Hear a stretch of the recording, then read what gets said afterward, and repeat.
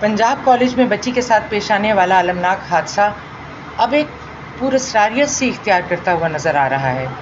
جیسا کہ آپ سب جانتے ہیں کہ پنجاب گروپ آف کالجز کے مالک میاں عامر محمود دنیا نیوز سمیت کئی چینلز کے مالک ہیں، اور مین اسٹریم میڈیا پر اس خبر کی تردید کروانا ان کے لیے کوئی مشکل کام نہیں ہے، اور تمام مین اسٹریم میڈیا پر جتنے بھی چینلز ہیں وہ کل سے اس کی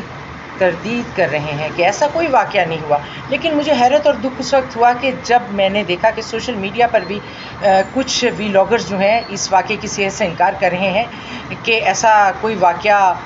ہوا ہی نہیں. اور زیادہ دکھ مجھے اس وقت ہوا جب ہمارے ایک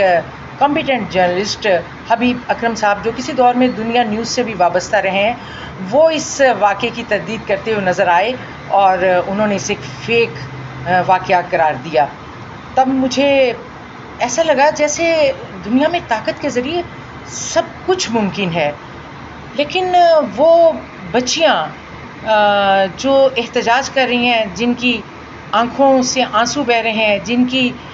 چیخ و پکار جو ہے وہ دنیا کو سنائی دے رہی ہے، اور وہ لڑکے جو جوش اور جنون کے ساتھ اپنی جان کی پرواہ کیے بغیر پولیس کا تشدد برداشت کر رہے ہیں، کیا وہ سب کچھ جھوٹ ہے؟